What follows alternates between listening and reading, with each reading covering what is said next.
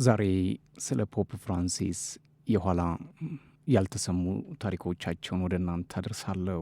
ከምሽት ክበብ ጋርድነት እስከ ጵጵስና የሮማው ሊቃነ ጳጳስ ፍራንሲስ አስገራሚ የሕይወት መስመር በጠና ታመው የሰነበቱትና ሚያዝያ 13 ሕይወታቸው ያለፈው እኒህ ጳጳስ ደማቅና ጉራማይሌ ታሪክ አላቸው።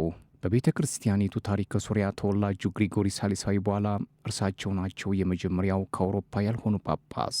ሶሪያዊው ሊቀ ጳጳስ ግሪጎሪ ሳልሳዊ ያረፉት በ741 ዓ ም ነበር። ለቫቲካን ቅዱስ ጴጥሮስ መንበር ጀስዊት ወይንም ኢየሱሳውያን ከሚባሉት ጎራ የመጡ የመጀመሪያው ሊቀ ጳጳስ ናቸው።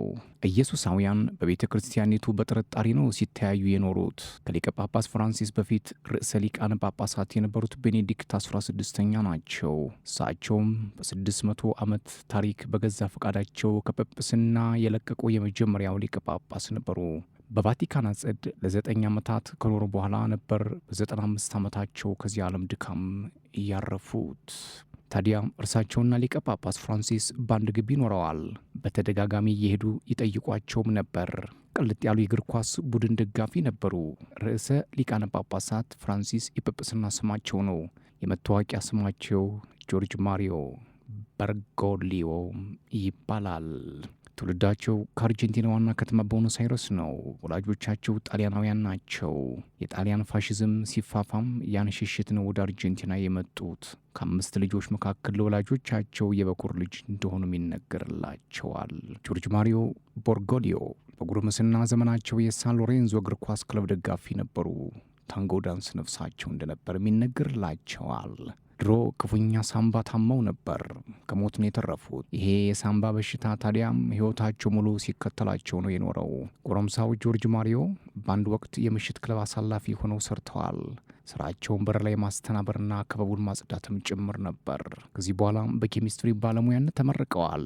በአንድ ፋብሪካ ውስጥ ከዝነኛዋ ባዮኬሚስት ኤስቴር ባሌስትሪኖ ጋር ሰርተዋል። ይቺ ሴት የአርጀንቲናን ወታደራዊ አገዛዝ በመቃወም ትታወቃለች። በኋላ በብዙ ስቃይ ደርሶባት ተገድላለች። አስክሬኗ ደብዛውም አልተገኘም። ከዚህ በኋላ ቦርጎሊዮ ጀስዊት ወይንም ኢየሱሳዊ ሆኑ። ገና ወደ ጵጵስናው ሲመጡ ጀምሮ ነገሮችን በተለየ መልኩ እንደሚተገብሩ ይናገሩ ነበር። ለምሳሌ ጵጵስና ሲቀበሉ በመንበር ላይ ቁጭ ብሎ ከመቀበል ይልቅ ቆመው ነው የተቀበሉት። ይህ የተለመደ አልነበረም። በአውሮፓውያኑ ህዳር 13 2013 ሊቀ ጳጳስ ፍራንሲስ በቅዱስ ጴጥሮስ የቫቲካን ሰገነት ላይ ብቅ ብለው ታዩ። ቀለል ያለ ነጭ መጎናጸፊያ ለብሰው ነበር። ለጵጵስና የመረጡት ስም በ13ኛው ክፍለ ዘመን ሰባኪና የእንስሳት ወዳጅ የነበሩትን የቅዱስ ፍራንሲስ አሲስን ስም ነበር። ጆርጅ ማርጎሪዮ ሊቀ ጳጳስ ፍራንሲስ ተብለውም ተቀቡ። ሽብርቅ ሽቅርቅር ከልክ ያለፈ ድግስ ምቾት አይሰጣቸውም። ሰው የሚል ነገር ይመርጣሉ፣ ወደ ነዳያንም ይቀርባሉ። ለምሳሌ ቫቲካን ለጳጳሳት የምታቀርበውን ውድ ሊሞዚን ፊት ነስተውታል። ይልቅ ሌሎች ካርዲናሎችን በሚያመላልሰው የህዝብ አውቶቡስ መሳፈርን መርጠዋል። በዚህ ቀለል ያለ የህይወት ዘይቤያቸው ከ1.2 ቢሊዮን ለሚልቁ ምዕመኖቻቸው ምሳሌ ለመሆንም ሞክረዋል። ለድሆች የምትቆም ኩርምት ያለች ቤተ ክርስቲያን እንዴት እንደምትማርከኝ በሚለው አነጋገራቸው ይታወቃሉ። ተወዳጅ የሆኑትን ያህል ነቀፌታም አላጣቸውም። ፖፕ ፍራንሲስ የወግ አጥባቂነታቸውን ያህል ከቤተ ክርስቲያኒቱ የተገፉትን በማቅረብም ይታወቃሉ። ጥብቅ የቤተ ክርስቲያን ሕግጋትን በሚከተሉት ጳጳሳት የሚመርጡትን ያህል ለዘብ ያለ አመለካከታቸውም ልዩ ያደርጋቸዋል። ለምሳሌ ለተመሳሳይ ጾታ አፍቃሪያን ያሳዩት ርኅራኄ ይጠቀሳል። በታሪካቸው ጥቁር ጠባሳ ተብሎ የሚነሳው አርጀንቲና ካርዲናል ሳሉ ለወታደራዊ መንግስት አጎብድደዋል የሚለው ክስ ነው።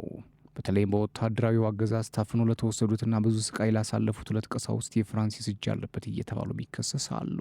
ይህ በአርጀንቲናም ቆሻሻው ጦርነት ወይንም ደርቲ ዋር ዘመን የሆነ ነው። እንደ አውሮፓውያኑ ከ1976 እስከ 1983 ብዙ ሺህ አርጀንቲናውያን ደብዛቸው ጠፍቷል። 2ቱ ቀሳውስት ግን ከፍተኛ ስቃይ ከደረሰባቸው በኋላም ከፊል እርቃናቸውን ሆነው ተጥለው ተገኝተዋል። ቦርጎሊዮ የአሁኑ አቡነ ፍራንሲስ ያኔ ዝምታን መርጠዋል በሚል ነው የሚተቹት። እርሳቸው ግን ከመድረክ ጀርባ ብዙ ሰርቻለሁ እንዲለቀቁ አልሆነልኝም እንጂ ይላሉ። ለምን በይፋ አልተናገሩም ሲባሉ ደግሞ ያኔ በይፋ መናገር በጣም ከባድ ነበር ሲሉም ይመልሳሉ። ይሁንና በዚያ ዘመን ብዙ ሰዎች ከአሰቃቂው ወታደራዊ አገዛዝ እንዲሸሹ እድሎችን አመቻችተዋል። ፍራንሲስ ቀለል ያለ ህይወት ነው የሚመርጡት። ከድሮም ጀምሮ ለምሳሌ በአውሮፕላን ሲጓዙ በአንደኛ ደረጃ ማዕረግ ክፍል ውስጥ አይበሩም። ከተራው ህዝብ ጋር ነው የሚሳፈሩት። ከዚህ ባሻገር ከእንግሊዝ ሉተራንና ሜቶዲስት እምነት መስራቾች ጋር በመስራታቸውም ይመሰገናሉ። የእስራኤልና የፍልስጤም መሪዎችም በመሩት ጸሎት ላይ በጋራ እንዲገኙ ማድረግም ተደንቆላቸዋል። በአክራሪ ሙስሊም ጥቃቶች ምክንያት እስልምናን ማውገዝ ልክ አለመሆኑ መናገራቸውም የሚጠቀስ ነው። ስለ ኢስላማዊ ጥቃት ከተናገርኩ ካቶሊካዊ ጥቃቶችም ስላሉ እሱንም መናገር ይኖርብኛል በሚለው አገላለጻቸው ብዙዎች አይዘነጓቸውም። ማንኛውም ጥቃት አድራሹን እንጂ ሃይማኖትን እንደማይወክልም ያስተምራሉ።